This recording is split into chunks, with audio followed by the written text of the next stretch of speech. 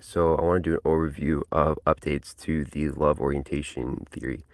And it is evolving even now. I discovered some relevant new details in the last week that are changing probably the terminology, but it's also, even now, it's in flux, it's in progress. I probably won't use the same terminology in a month and it'll probably be a lot more polished, but I'll do my best to give an overview of it because it's really powerful and exciting. So the love orientation is the idea that some people are oriented around respect, some people are oriented around love, and people who are oriented around love just get way farther in social situations. Specifically, the scenario to think about is if you are a man approaching a woman, again, it's not that it's only for romantic contests, it's just that romantic interactions are the crucible. It's the area of life where these dynamics play out the fastest and hardest and mean the most. And so if you can apply them in your romantic life, you can apply them anywhere else, like in your business life or your friendships or whatever. It's all just easier from there because the romance is hardest. So if I'm a man approaching a woman and I'm coming in with high energy and I'm expressing that I like her a lot, and there's two different scenarios. Assume that she doesn't like me. If I am, say it differently, assume she doesn't like me, and if she says, no, thank you, please, I'm not interested. If she says that's a respectful response because she's matching my energy. But a disrespectful thing to do would be to ignore me or to not have all of her attention or energy directed at me when she isn't interested. And the thing is that a lot of women are subconsciously, they're doing this on purpose because they're trying to test you to see if you are respect oriented, because women are really turned off by respect oriented men. And the reason is because you can't invest into somebody who is respect oriented, because respect orientation implies value based on competence. A lot of men assume that when they approach a woman, the thing that she's responding to is the fact that he approached her well. He did it smoothly. He was suave. He was calm and competent and funny and easygoing. And men assume that women are responding to confidence. And it's a really easy assumption to fall into because a lot of men, it goes like this. A lot of men early in their life are like, wow, there's beautiful women everywhere. I want to approach them. I'm not good at talking to women. And they're just like, I need to start somewhere and I'm just going to do it. I'm just going to muster the energy and the courage to do it, even though it's really scary.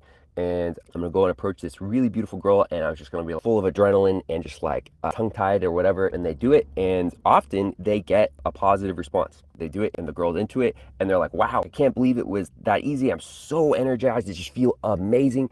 And the reason, though, the problem is that a lot of men fall into this trap, and it's really easy to do, which is that they assume that she responded to the fact that he did it well. Because if you do it even a tiny bit well, then maybe it's a reasonable thing to assume that that's what she responded to, not the fact that you did it bravely. But that's the thing. Women respond to bravery, not competency, and this is the fundamental problem. In 99% of men's approach and pickup game, and also, I think this is one of the biggest social misunderstandings in life, is that people respond to competency, not bravery. And the reason that she knows it's brave is because it's messy. Think about this. If you are assuming that she's responding to competency, then you're probably waiting till the last second to approach. You're probably not taking any half-court shots. You're probably only doing layups because you assume that she's responding to the fact that you did it well. And so you're trying to reserve your attention and energy only for the situations where you can do it best. And you're assuming that she's going to respond to that because she wants you to do it well.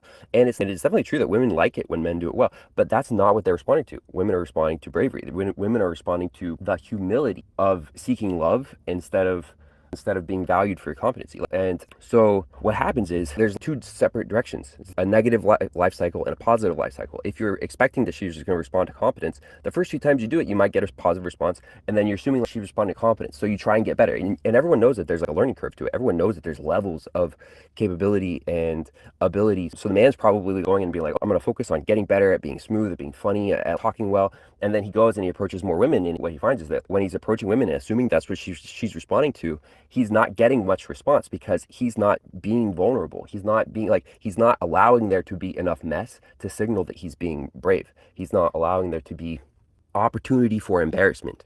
And it's not lovable when you are approaching with competence as the measure of value. And so women don't respond to it. They're not investing back into you. They're not reciprocating your energy. And the man, and it doesn't really matter actually if he has success or not. What happens over time is that he's finding that he's not breaking even. He's getting less investment back than he's putting out, all the time, and he just feels like drained all the time. And after a while, you just start to feel like, especially if it gets to you immediately, like it does for me. I think it gets to me a lot faster than other people because I don't have a thick skin.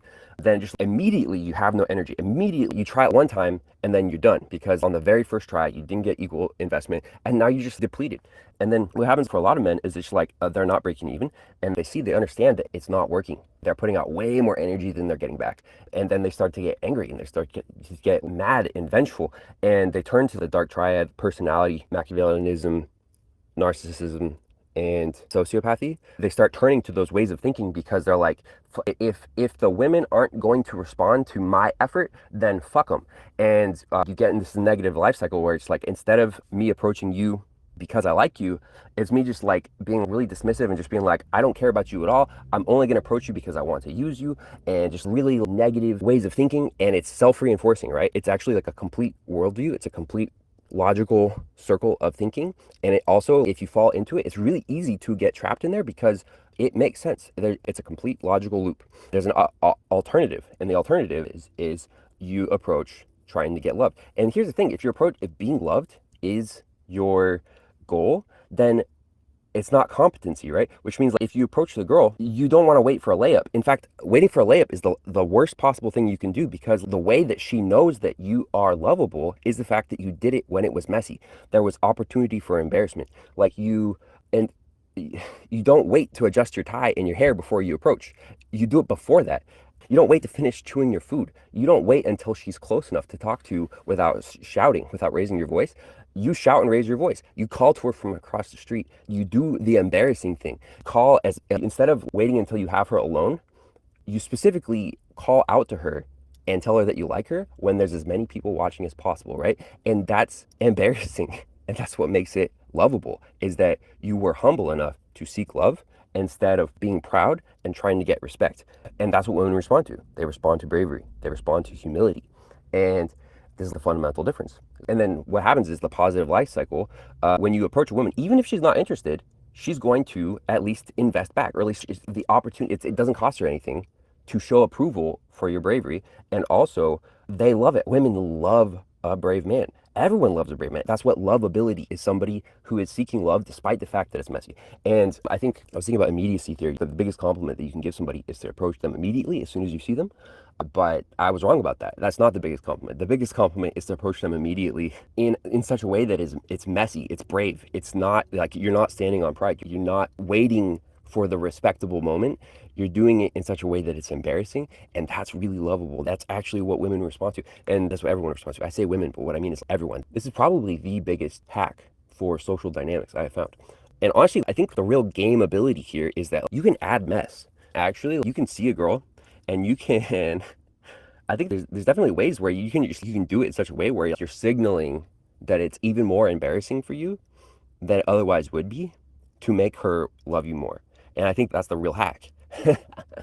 But so even if she's not interested, she'll invest back into you, which means you break even, which means now it's a sustainable process. You can approach a lot of people. You can do it over and over and over again and not lose energy, because 9 times out of 10, they're going to see your bravery and they're going to acknowledge it, which will refill your tank.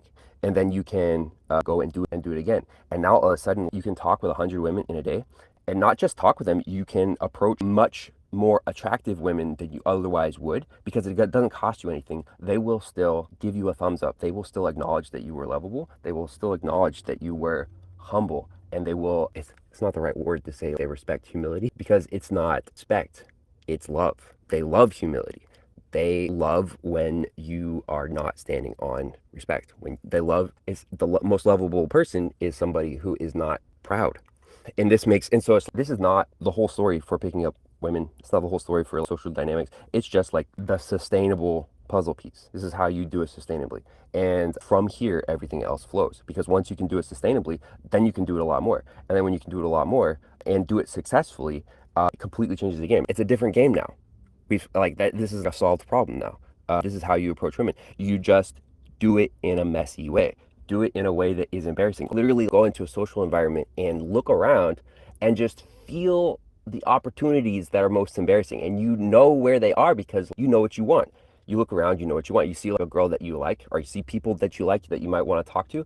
And the thing standing between you and them is not competence, it's embarrassment. You have to approach them in such a way that is vulnerable, and they will love you for it. And that is like, and also I think I have to revise my previous theory. There's a lot of things that this is changing about my theories, because my previous theory about love was that you need negative interactions. And now I think I have to revise that. It's not really true. You don't need negative interactions. That was a misunderstanding. I think also like that study, the magic ratio study, is kind of incorrect. It frames it as a ratio, but a ratio only makes sense in retrospect. There's a lot of stuff here, but it's not positive and negative interactions. The difference between you approaching somebody and as a matter of pride and violating their agency versus you approaching somebody and doing it in an embarrassing way is that who pays the price? Are you paying the price to approach them, or are they paying the price for you to approach them? Are you violating their agency, or are you paying the price yourself by doing something that is embarrassing? That's the difference. It's not negative interactions. It's, or maybe it is just like, who is it more negative for? Is it more negative for you, or is it more negative for them? And if it's more negative for you, then it's easy for them to invest in you. It's easy for them to reciprocate. And not only is it easy, everybody wants to love someone lovable. I don't know. Anyways, lots more to come on this subject. I'm really excited about it.